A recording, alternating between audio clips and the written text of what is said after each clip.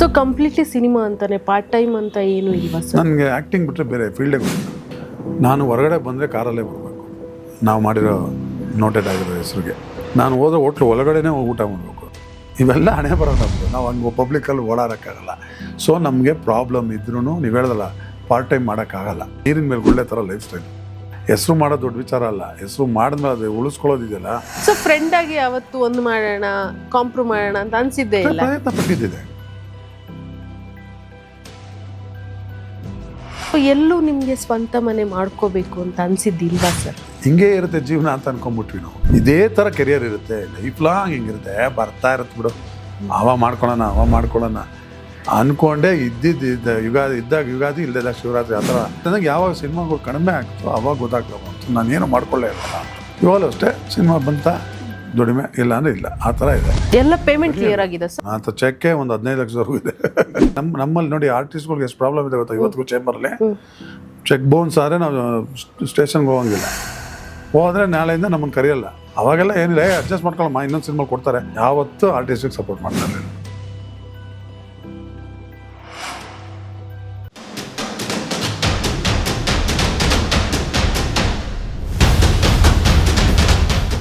ಹೆಂಗಿತ್ತು ನಿಮ್ಮ corona life actually? ಅಯ್ಯೋ ಒಂಥರ ನಮ್ಗೇನು ಎಲ್ಲ ಆವಾಗಲೇ ನಮಗೆ ಹಳೆ ಕಾಲದ ಆಟ ಎಲ್ಲ ಗೊತ್ತಾಗಿದ್ದು. ಕೌಡೆ, ಅದೇನೋ ಪಗಡೆ, ಇದೆಲ್ಲ ಟೈಮ್ ಪಾಸ್ ಮಾಡ್ಕೊಂಡು ಹೋಗಿದ್ದೀವಿ. ಕೇರಮ್ ಮಾಡಿದ್ದೀವಿ. ಆಮೇಲೆ ನಮ್ಮ ಸ್ಟಾರ್ಗಳು ಯಾರ್ಯಾರು ಹೀರೋಗಳಿದ್ದಾರೆ ಎಲ್ಲ ಅವ್ರವ್ರ ಮನೇಲಿ ಕೂತ್ಕೊಂಡು ಟೈಮ್ ಪಾಸ್ ಮಾಡಿದ್ದೀವಿ. ಆಮೇಲೆ ನಮ್ಮ ಅದೃಷ್ಟಕ್ಕೆ ನಮ್ಮ ಶಿವರಾಮೇಗೌಡರ ಮಗ ನಮ್ಮ ಚೇತನ್ ಗೌಡ ಇದ್ದಾರಲ್ಲ, ಅವ್ರದ್ದು ಎಸ್ಕಾರ್ಟ್ ಗಾಡಿ ಇರೋದು ಪೊಲೀಸ್ದು, ಅದರಲ್ಲೇ ಊರೆಲ್ಲ ಸುತ್ತಿದ್ದೀವಿ, ಇಡೀ ಸ್ಟೇಟ್ ಸುತ್ತಿದ್ದೀವಿ.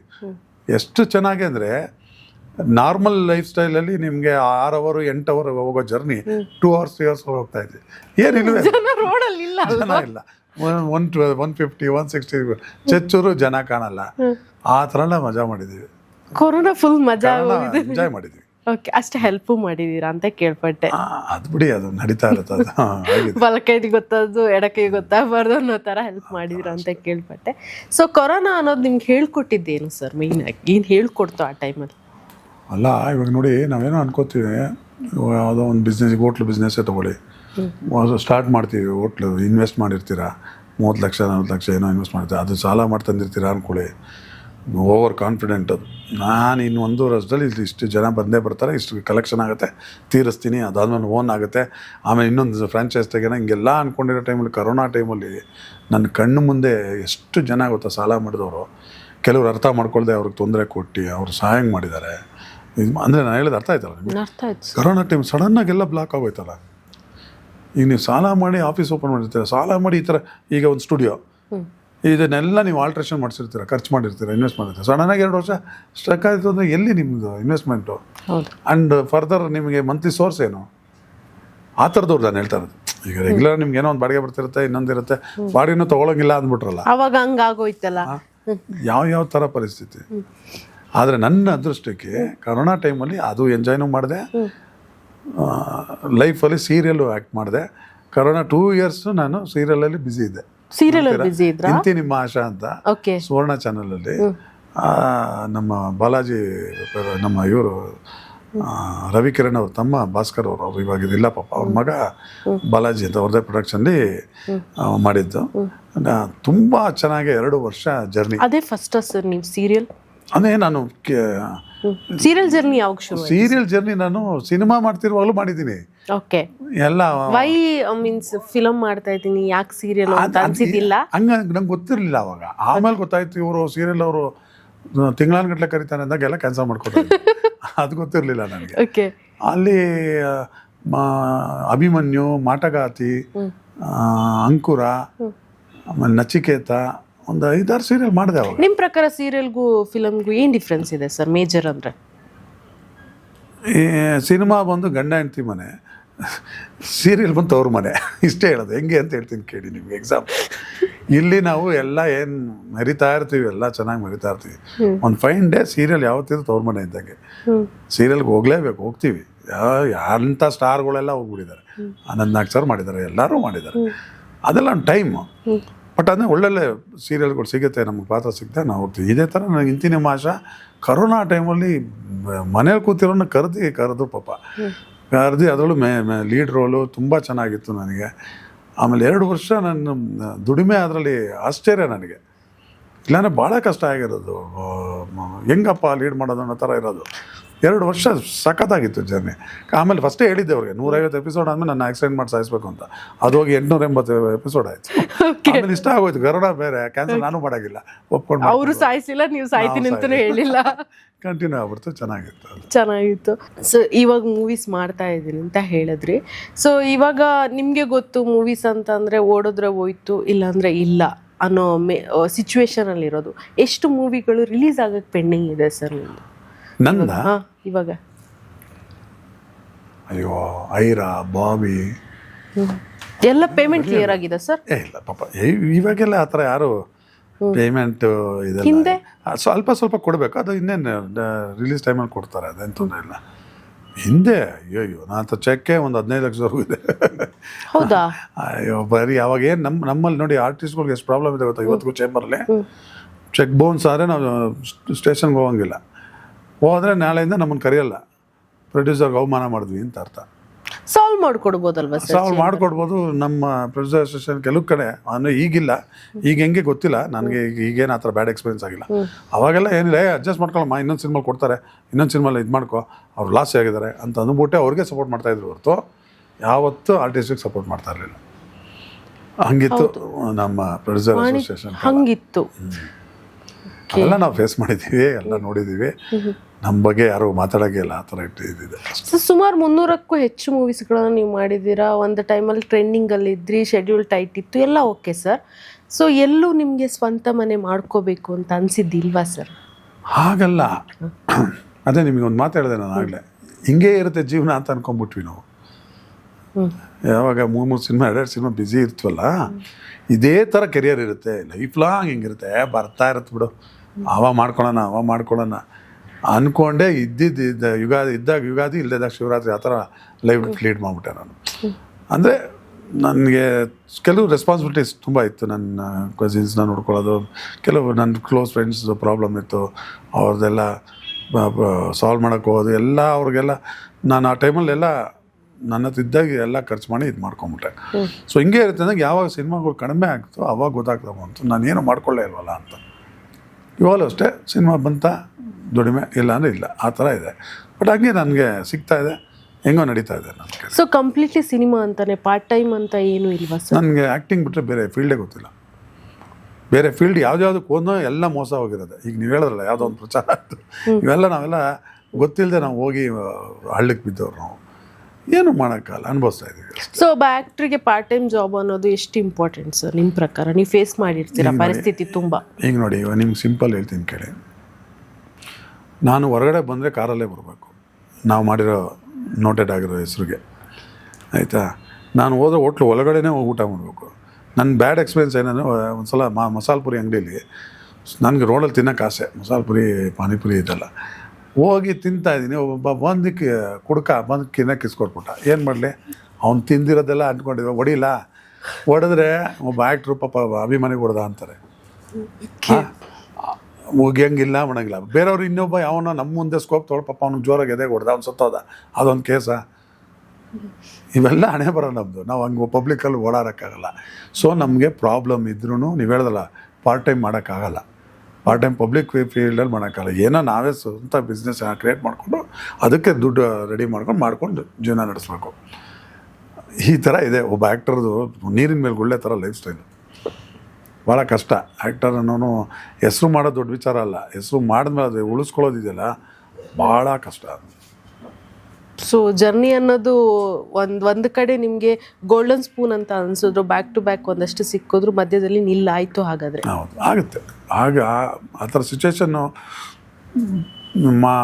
ನಾವೇ ಮಾಡ್ಕೊಂಡಿದ್ದು, ಸ್ವಯಂಕೃತ ಅಪರಾಧ ಅಂತ ಹೇಳ್ಬೋದು. ಅದನ್ನು ನೀವು ಯೋಚನೆ ಮಾಡಬೇಕಿತ್ತು, ಒಂದಷ್ಟು ಮುಂದಾಲೋಚನೆ ಇರ್ಬೇಕು, ನಾಳೆಗೆ ತಿಳ್ಕೊಬೇಕಿತ್ತು.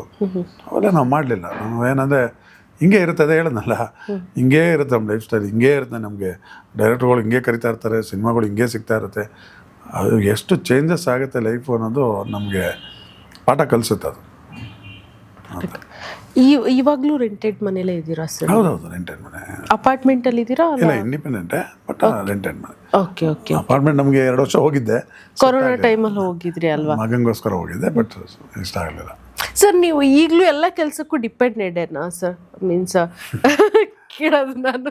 ಇಲ್ಲ, ಈಗ ಸ್ವಲ್ಪ ಚೇಂಜ್ ಆಗಿದ್ದೀನಿ. ಓಕೆ. ಸಮ್ಟೈಮ್ಸ್ ವಾರದಲ್ಲಿ 1-2 ದಿನ ನನ್ನ ಮಗನ ನಾನೇ ಸ್ಕೂಲ್ ಡ್ರಾಪ್ ಮಾಡ್ತೀನಿ, ನಾನೇ ಕರ್ಕೊಂಬರ್ತೀನಿ, ಅವನಿಗೂ ಖುಷಿ. ಓಕೆ. ಅದೆಲ್ಲ ಸ್ವಲ್ಪ ಮಾಡ್ತೀನಿ. ಮನೆಯವರು ವ್ಯಾನ್ ಅವನಿಗೆ ಕ್ಯಾನ್ಸಲ್ ಮಾಡ್ಬಿಟ್ಟು ಹೋಗ್ಬಿಡು, ಮೂಡಿದ್ದಾಗ ಫ್ರೀ ಇದ್ದಾಗ ಹೋಗ್ತೇವೆ, ಕರ್ಕೊಂಬರ್ತಾ ಇರ್ತೀನಿ, ಮಾಡ್ತೀನಿ, ಕೆಲವು ಕೆಲಸ ಮಾಡ್ತೀನಿ. ಬಟ್ ಡೌನ್ ಫಾಲ್ ಹೆಂಗೆ ಇದ್ರು ಆ ಮ್ಯಾನರಿಸಮ್ ಅನ್ನೋದು ಹಿಂಗೆ ಇರಬೇಕು ಅಂತ ಸ್ಟಿಕ್ ಆಗಿದ್ರ? ಹಂಗೆ ಇರಬೇಕು ಅಂತೇನಿಲ್ಲ, ಇರಬೇಕಂತೇನಿಲ್ಲ. ಎಲ್ಲಿವರೆಗೂ ಆಗುತ್ತೋ ಸಸ್ಟೈನ್ ಮಾಡ್ಕೊಂಡು ಅಲ್ಲಿವರೆಗೂ ಇರ್ತಾ ಇರ್ತೀನಿ, ಆ ಥರ ಎಲ್ಲದಕ್ಕೂ ರೆಡಿ ಅಷ್ಟೇ. ಓಕೆ. ನಿಮ್ಮನ್ನು ಒಂದು ಪ್ರೊಡ್ಯೂಸರ್ ಆಗಿ ನೋಡ್ಬೋದಾ ಸರ್ ನಾವು ಇಂಡಸ್ಟ್ರಿಯಲ್ಲಿ? ಅದು ಇದೆ, ಆಸೆ ಇದೆ. ಬಟ್ ನನಗೆ ನನ್ನ ಮೇಲೆ ನಂಬಿಕೆ ಇಟ್ಟು ದುಡ್ಡು ಹಾಕೋರು ಇದ್ದಾರೆ. ನನಗೆ ನನ್ನ ಮೇಲೆ ನಂಬಿಕೆ ಇಲ್ಲ. ಅಂದರೆ ಇನ್ ದ ಸೆನ್ಸ್, ಇವಾಗ ಬರ್ತಾರೋ ಸಬ್ಜೆಕ್ಟ್ಗೆ ನಾನು ಆರಾಮಾಗಿ ನಾನು ಅಂದ್ಕೊಂಡಿರೋದೆಲ್ಲ ಹೊಸ ಥರ ಸಬ್ಜೆಕ್ಟ್ ಮಾಡ್ಕೊಂಡಿದ್ದೀನಿ. 100% ಕ್ಲಿಕ್ ಆಗುತ್ತೆ ಅನ್ನೋ ನಂಬಿಕೆ ಇದೆ. ಪಿಕ್ಚರ್ ಕಂಪ್ಲೀಟ್ ಮಾಡೋರ್ಗು, ಅವ್ರು ಕೊಟ್ಟಿದ್ದ ದುಡ್ಡನ್ನ ಕಂಪ್ಲೀಟ್ ಮಾಡೋರ್ಗೂ ಗೊತ್ತು ನನಗೆ. ಕಂಪ್ಲೀಟ್ ಮಾಡಿದ್ಮೇಲೆ ರಿಲೀಸ್ ಮಾಡೋದು ಇದೆ ನಂಗೆ ಗೊತ್ತಿಲ್ಲ, ಭಯ ನನಗೆ. ಯಾಕಂದ್ರೆ ಅದು ಕರೆಕ್ಟಾಗಿ ತಿಳ್ಕೊಂಡಿಲ್ಲ ನಾನು. ಈಗ ನಾನು ಅದೇ ಡಿಸ್ಟ್ರಿಬ್ಯೂಟರ್ ಬಗ್ಗೆ ನಾನು ಮಾತಾಡ್ತಿರ್ತೀನಲ್ವ, ಈಗ ಯಾರನ್ನೋ ಒಬ್ರು ನಂಬ್ತೀನಿ, ಅವ್ರೇನೋ ಎಲ್ಲ ಥಿಯೇಟ್ರಲ್ಲಿ ಹಾಕಿದ್ದೀನಿ ಅಂತಾರೆ, ನಾವು ಹೋಗಿ ಹುಡ್ಕೊಂಡು ನೋಡೋಕ್ಕಾಗಲ್ಲ. ಪ್ರೊಡ್ಯೂಸರ್ ನಮ್ಮ ಮೇಲೆ ನಂಬ್ಕೊಂಡು ಪಾಪ ದುಡ್ಡು ಹಾಕಿರ್ತಾರೆ, ಆ ಜವಾಬ್ದಾರಿ ಎಲ್ಲ ನಾವೇ ತೊಗೋಬೇಕಾಗತ್ತೆ. ಆ ಜವಾಬ್ದಾರಿಗೋಸ್ಕರ ಸ್ವಲ್ಪ ಟೈಮ್ ತೊಗೊತಾ ಇದ್ದೀನಿ, ಆಮೇಲೆ ಮಾಡೋಣ ಅಂತ ಅಂದ್ಕೊಂಡಿದ್ದೀನಿ. ಸೊ ನಾವು ಪ್ರೊಡ್ಯೂಸರ್ ಆಗಿ ನೋಡ್ಬೋದು ಹಾಗಾದ್ರೆ ಆದಷ್ಟು ಬೇಗ. ಡೈರೆಕ್ಷನ್ ನಿಮ್ದೇನಾ ಸರ್? ಅದು ಡೈರೆಕ್ಷನ್ ಅದೇ, producer cum direction. Okay sir, ನಿಮ್ಮ ದರ್ಶನ್ ಅವರ ಜೊತೆ ನಡೆದಂಥ ಒಂದಷ್ಟು ಡೇಸ್ಗಳನ್ನು ನೆನಪು ಹಾಕೋದಾದ್ರೆ ನಾವು? ಅಯ್ಯೋ, ಸೇಮ್ ಈಕ್ವಲ್ಲೇ ಇವರಿಬ್ಬರದು, ದರ್ಶನ್ ಆಗಲಿ ಸುದೀಪ್ ಆಗಲಿ ಎಲ್ಲ ಈಕ್ವಲ್ಲೇ. ನಮ್ಮ ದರ್ಶನ್ದು ಅಷ್ಟೇ, ನಾವು ದರ್ಶನ್ದು ತೋಟದಲ್ಲಂತೂ ಅದೆಷ್ಟು ಎಂಜಾಯ್ ಮಾಡಿದೀವೋ ನಾವು ಲೆಕ್ಕನೇ ಇಲ್ಲ. ಸೊ ಅವರಿಬ್ಬರ ಫ್ರೆಂಡ್ಶಿಪ್ ಮಧ್ಯೆ ಒಂದಷ್ಟು ಆಗಿರೋ ಕ್ರ್ಯಾಕ್ ಇಂದ ನಿಮ್ಮ ಅವರ ಒಡನಾಟಕ್ಕೆ ಎಲ್ಲೂ ಆಗಿಲ್ಲ? ನಾನು ಯಾಕಂದ್ರೆ ನಾನು ಫಸ್ಟೇ ಕ್ಲಿಯರ್ ಆಗಿ ಹೇಳ್ಬಿಟ್ಟಿದ್ದೆ, ನಾನು ಅವ್ರ ಹತ್ರ ಹೋದಾಗ ಇವ್ರ ಬಗ್ಗೆ ಮಾತಾಡಲ್ಲ, ಇವ್ರ ಹತ್ರ ಹೋದಾಗ ಅವ್ರ ಬಗ್ಗೆ ಮಾತಾಡಲ್ಲ. ಅಂಡ್ ಮೋರ್ ಅವರ್ ರಾತ್ರಿ ಹೊತ್ತು ನನಗೆ ಅಭ್ಯಾಸನೇ ಇಲ್ಲ ಅವ್ರ ಜೊತೆ ಕೂತ್ಕೊಳ್ಳೋದಿಲ್ಲ, ಇಬ್ರು ಜೊತೆ ನನಗೇನು ಇದ್ದೇ ಇಲ್ಲ. ಸೊ ಫ್ರೆಂಡ್ ಆಗಿ ಅವತ್ತು ಒಂದು ಮಾಡೋಣ, ಕಾಂಪ್ರೊ ಮಾಡೋಣ ಅಂತ ಅನ್ಸಿದ್ದೇ ಇಲ್ಲ? ಪ್ರಯತ್ನ ಪಟ್ಟಿದ್ದಿದೆ, ಅದು ಆಗಲ್ಲ ಅನ್ಬೋದಾಯ್ತು, ಬಿಟ್ಟಾಕಿದ್ದಾಯ್ತು ಅಷ್ಟೇ. ಓಕೆ. ಸೊ ಹೆಣ್ಮಕ್ಳಿಗೆ ಇಂಡಸ್ಟ್ರಿ ಅನ್ನೋದು ಎಷ್ಟು ಸೇಫ್ ಸರ್? ಇವಾಗೇನು ಹೆಣ್ಮಕ್ಳಿಗಿರೋ ಸೇಫು ಈಗ ಗಂಡು ಮಕ್ಳಿಗೆ ಹಿಂದೆ ಹಾಗಾದ್ರೆ ಇವಾಗ ಗಂಡು ಮಕ್ಳಿಗೆ ಸೇಫ್ ಇಲ್ಲ ಆ್ಯಕ್ಚುಲಿ. ಏನೋ ಹೋಗಿ ಏನೋ ಒಂದು ಕೇಸ್ ಹಾಕ್ಬಿಡ್ತಾರೆ. ಎಲ್ಲಿದೆ ನಿಮಗೆ ಗಂಡಸಿಗೆ ಸೇಫು? ಅವಾಗಾರೆ ಹೆಣ್ಮಕ್ಳು ಪಾಪ ಕೆಲವು ಪ್ರೊಡ್ಯೂಸರ್ಸ್ ಎದುರಿಸೋರು, ಏನಮ್ಮ ನೀನೊಬ್ಬನೇ ಬಾಮ, ನಿಮ್ಮ ತಾಯಿನ ಯಾಕೆ ಕರ್ಕೊಂಬರ್ತೀಯ, ನಿಮ್ಮ ಅಣ್ಣನ ಯಾಕೆ ಕರ್ಕೊಂಬರ್ತೀಯ, ಈ ಥರ ಎಲ್ಲ ಮಾಡಿ ತೊಂದರೆ ಮಾಡಿರೋದೆಲ್ಲ ಇದೆ. ನಮ್ಮ ಹತ್ರನೂ ಬಂದಿದೆ ಕಂಪ್ಲೇಂಟ್ಸು, ನಾವು ಅದಕ್ಕೆಲ್ಲ ಕೆಲವ್ರು ಸರಿಯಾಗಿ ಗ್ರಾಚಾರ ಬಿಡಿಸಿದ್ದೀವಿ, ರೆಡಿ ಮಾಡಿದ್ದೀವಿ, ಹೆಲ್ಪ್ ಮಾಡಿದ್ದೀವಿ. ಹಾಗಾದ್ರೆ ನೀವೇನು ಸಾಫ್ಟ್ ಅನ್ನೋ ಥರ ಇಲ್ಲ, ಹಾಗಾದ್ರೆ ಮಾಸಾಗಿ ಇದ್ರಿ? ಮಾಸಲ್ಲ, ಕಣ್ಣು ಮುಂದೆ ಅನ್ಯಾಯ ಕಂಡ್ರೆ ನುಗ್ತಾ ಇದ್ವಿ, ಸರಿಪಡ್ಸೋಕೆ ಪ್ರಯತ್ನ ಪಡ್ತಾ ಇದ್ವಿ. ಅಂಬರೀಷ್ ಅಣ್ಣ ಅವ್ರದ್ದು ಸ್ವಲ್ಪ ಇನ್ಫ್ಲುಯೆನ್ಸ್ ಇಲ್ಲ, ಅಯ್ಯೋ ಅವ್ರ ಲೆವೆಲ್ಗೆ ಕಾಲ. ಓಕೆ. ಸೊ ಹಾಗಾದ್ರೆ ಹಿಂದೆ ರಿಸ್ಕ್ ಇತ್ತು ಹೆಣ್ಮಕ್ಳಿಗೆ? ಖಂಡಿತವಾಗ್ಲೂ ಇತ್ತು ಪಾಪ, ನಾವು ನೋಡ್ತಾ ಇದ್ವಿ. ಈಗ ನೋಡಿ, ಇವಾಗಾರೆ ನೋಡಿ, ರ್ಯಾಪಿಡೋ ಇಂದ ಹಿಡಿದು ಬೈಕಿಂದ ಹಿಡಿದು ಆಟೋ ಇದೆ, ಓಲಾ ಆಟೋ ಇದೆ, ಟ್ಯಾಕ್ಸಿ ಇದೆ, ಇಲ್ಲೇ ಎಲ್ಲ ಇದೆ. ನಮ್ಮ ಕಾಲದಲ್ಲಿ ಎಲ್ಲಿತ್ತು? ಬಸ್ ಸ್ಟ್ಯಾಂಡ್ ಸಿಕ್ಕಿದ್ರೆ ಬಸ್ ಸ್ಟ್ಯಾಂಡ್ವರೆಗೂ ಓಡಬೇಕಿತ್ತು. ಆ ರಾತ್ರಿ ಹೊತ್ತು ಬಸ್ ಇತ್ತೋ ಇಲ್ವೋ ಗೊತ್ತಿಲ್ಲ ಪಾಪ. ಹೆಣ್ಮಕ್ಳು ಜೂನಿಯರ್ ಆರ್ಟಿಸ್ಟ್ಗಳು ಬರೋರು, ಇನ್ನೊಬ್ರು ಬರೋರು, ಅವ್ರ ಪರಿಸ್ಥಿತಿ ನೋಡೋಕ್ಕಾಗ್ತಾಯಿರಲಿಲ್ಲ. ಇವ್ರುಗಳು ಮ್ಯಾನೇಜರ್ಗಳು ಕೆಲವರು ಅವಾಗ ಶೂಟಿಂಗ್ ಲೇಟ್ 11 ಗಂಟೆ ಆಗೋಯ್ತು ಅಂದರೆ ಡೈರೆಕ್ಟ್ರುಗಳು, ಪ್ರೊಡ್ಯೂಸರ್ಗಳು, ಆ್ಯಕ್ಟರ್ಸ್ಗಳು ಅವ್ರವ್ರ ಮನೆಗೆ ಕೊಟ್ಟೋಗೋರು. ಇವರೆಲ್ಲ ಪಾಪ ಆಸೆ ಪಟ್ಕೊಂಡು ಬಂದಿರ್ತಾರೆ, ಎಲ್ಲಿಂದನೋ ಬಸ್ ಇಳಿದು ಕಿಲೋಮೀಟ್ರ್ ಗಟ್ಟಲೆ ನಡ್ಕೊಂಬಂದು ಸೆಟ್ಟಿಗೆ ಬಂದಿರ್ತಾರೆ. ರಾತ್ರಿ ಹೊತ್ತು ಪಾಪ ಅಲ್ಲೇ ಎಲ್ಲ ರೋಡಲ್ಲೇ ಕೂತ್ಕೊಂಡು ಬೆಳಗಾನ ಕಾಲ ಕಳೆದು ಹೋಗಿರೋದು ನೋಡಿದ್ದೀವಿ ನಾವು. ಆಟೋ ಇಲ್ಲ, ಆಟೋಗೆ ದುಡ್ಡಿರಲ್ಲ. ಅವಾಗೆಲ್ಲ ಹೆಣ್ಮಕ್ಳು ಸಸ್ಟೈನ್ ಆಗಿ ಬಂದಿರೋದೇ ದೊಡ್ಡ ವಿಚಾರ. ಗಂಡಸ್ರಿಗೂ ಆಗಿದೆ ತೊಂದರೆ ಪಾಪ, ಗಂಡು ಮಕ್ಳಿಗೂ ಏನು ಅವ್ರಿಗೆ ನಾಟಕ ಇತ್ತ, ಅವರು ಒದ್ಲಾಡಿದ್ದಾರೆ, ಈ ಥರ ಆಗಿದೆ. ಸಮಾನತೆಯಲ್ಲೆಲ್ಲೋ ಸಮಾನತೆ ಹೋಗ್ತಾ ಇದೆ ಅಂತ ಹೇಳ್ತಾ ಇದ್ದೀರಾ ನೀವು. ಸೊ ನೀವು ಪೌರಾಣಿಕ ಅಂತ ಒಂದು ಥೀಮ್ ಬಂದಾಗ ನೀವು ಯಾರನ್ನ ಇನ್ಸ್ಪಿರೇಷನ್ ಆಗಿ ತಗೊಳಕ್ಕೆ ಇಷ್ಟಪಡ್ತಾರೆ? ಅನ್ನೋರೆ. ಓಕೆ. ನಾನು ಗಂಡುಗಲಿ ಕುಮಾರರಾಮ ಸಿನಿಮಾ ಕ್ಯಾರೆಕ್ಟರ್ ಫಿಕ್ಸ್ ಆಗಿದ ತಕ್ಷಣವೇ ಇವತ್ತು ಹೋಗ್ಬೇಕು ಅಂದರೆ 3 days ಮುಂಚೆನೇ ಎಲ್ಲ ಹುಲಿ ಹಾಲಿನ ಮೇವು ಅವ್ರದ್ದು ಯಾವ ಸಿನಿಮಾದೆ ಎಲ್ಲ ನೋಡ್ಬಿಡೋದು. ಅವರು ಹೇಗೆ ಮಾತಾಡ್ತಾಯಿದ್ರು, ನಾರ್ಮಲ್ ಕನ್ನಡನ ಯಾವ ಥರ ರಾಜ್ಯ ಶೈಲಿಯಲ್ಲಿ ಹೆಂಗೆ ಮಾತಾಡೋದು ಅವೆಲ್ಲ ಅಬ್ಸರ್ವ್ ಮಾಡಿದವೆ, ನೋಡಿಕೊಂಡೆ. ಅಲ್ಲಿ ಹೋದೆ, ಡೈಲಾಗ್ ಹಂಗೆ ಬಂತು, ಟ್ರೈ ಮಾಡಿದೆ. ಒಂದೇ ಇದಕ್ಕೇ ನನಗೆ ತುಂಬಾ ಅಪ್ರಿಷಿಯೇಟ್ ಮಾಡೋದು ಲಕ್ಕಿಲಿ. ಸೊ ನೀವು ಆ್ಯಕ್ಟಿಂಗ್ ಕ್ಲಾಸು ವರ್ಕ್ಶಾಪು ಇದೆಲ್ಲ ಯಾವುದು ಅಟೆಂಡ್ ಏನಪ್ಪ ಮಾಡಿಲ್ಲ? ನಾನು ಬರಲೇ ಇಲ್ಲ ಅದು. ನಾನು ಈ ವರ್ಕ್ಶಾಪ್ ಅನ್ನೋದು ಕಾನ್ಸೆಪ್ಟೇ ನನಗೆ ಬರಲಿಲ್ಲ. ಅಕ್ಕೂಟ್ ಹೋಗ್ತಿದ್ದಾನೆ ಇವರಿಂದ ಅಂತ ಹೇಳ್ತಾ ಇಲ್ಲ ನಾನು. ಇವ್ರುಗಳು ಕರೆಕ್ಟಾಗಿ ಟೈಮ್ ನೋಡ್ಕೊಂಡು ಬಿಡಬೇಕು. ಇವಾಗ ನೋಡಿ ಕಾಂತಾರ, ಇವಾಗ ನಾವು ಎಲ್ಲ ಅವಾಗ 100 ಡೇಸ್ ಅನ್ನೋ ಸಿನಿಮಾ ನೋಡ್ತಿದ್ವಿ. ಇವಾಗ ಏನಿದ್ರು KGF, ಕಾಂತಾರ, ಚಾರ್ಲಿ, ಇನ್ನೊಂದು ಯಾವುದೋ ಪಿಕ್ಚರ್ ನಮ್ಮ ಸೂಫ್ರಮ್ಸು, ಇಂಥ ಒಳ್ಳೊಳ್ಳೆ ಸಿನಿಮಾಗಳು ಬಂದಾಗ ಅವ್ರು ಕಾಂಪಿಟೇಷನಾಗಿ ಹೋಗಬಾರ್ದು, ಕಾಯಬೇಕು. ಈ ಪಿಕ್ಚರ್ ಮಾಡ್ಬಿಡ್ತಾರೆ ನಮ್ಮದು. ರಿಲೀಸ್ ಮಾಡೋಕ್ಕೂ ಒದ್ದಾಡ್ತಾ ಇರ್ತಾರೆ. ಅದಕ್ಕೆ ಟೈಮ್ ನೋಡ್ಕೊಂಡು ರಿಲೀಸ್ ಮಾಡಬೇಕು. ಇಂಥ ಒಳ್ಳೊಳ್ಳೆ ಸಿನಿಮಾಗೆ ಬಂದಾಗ ಅವ್ರಿಗೆ ರೆಸ್ಪೆಕ್ಟ್ ಕೊಟ್ಬಿಟ್ಟು ಬಿಟ್ಬಿಡ್ಬೇಕು. ಬೆಳೆಸಿದ್ದಾರೆ, ಚೇಚೆ ನೀವು ಹೇಳ್ತಾರೆ ಕರೆಕ್ಟು, ಬೆಳೆಸಿದ್ದಾರೆ. ಬೆಳೆಸಿರೋರು ಹೌದಾ ಆಶ್ಚರ್ಯಪಟ್ಟಿರೋರು ಮಾತ್ರ ಇರ್ತಾರೆ. ಅದರಲ್ಲಿ ಯಾರು ಗೊತ್ತಿಲ್ಲದೆ ಅನ್ನೆಸರಿ ನಿಮ್ಮ ಬಗ್ಗೆ ರಾಂಗ್ ಮಾತಾಡಲ್ಲ. ಬೇರೆ ಲ್ಯಾಂಗ್ವೇಜ್ಗಳಲ್ಲಿ ಬೇರೆಯವರೆಲ್ಲ 100 ಕೋಟಿ 200 ಕೋಟಿ ಹಾಕೋರೇ ಇರೋದು. ಸೊ ಅಲ್ಲಿ regular PAN India is a common ಇದರಲ್ಲಿ. ಇಲ್ಲಿ 3 ಸಿನಿಮಾ ಇವ್ರು 3 ಜನ ಬಂದು ಪಿಕ್ಚರ್ ಮಾಡ್ತಾರೆ. ಇಲ್ಲಿ 300 ಸಿನಿಮಾ ಎಕ್ಕುಟ್ ಹೋಗ್ತಾ ಇದೆ.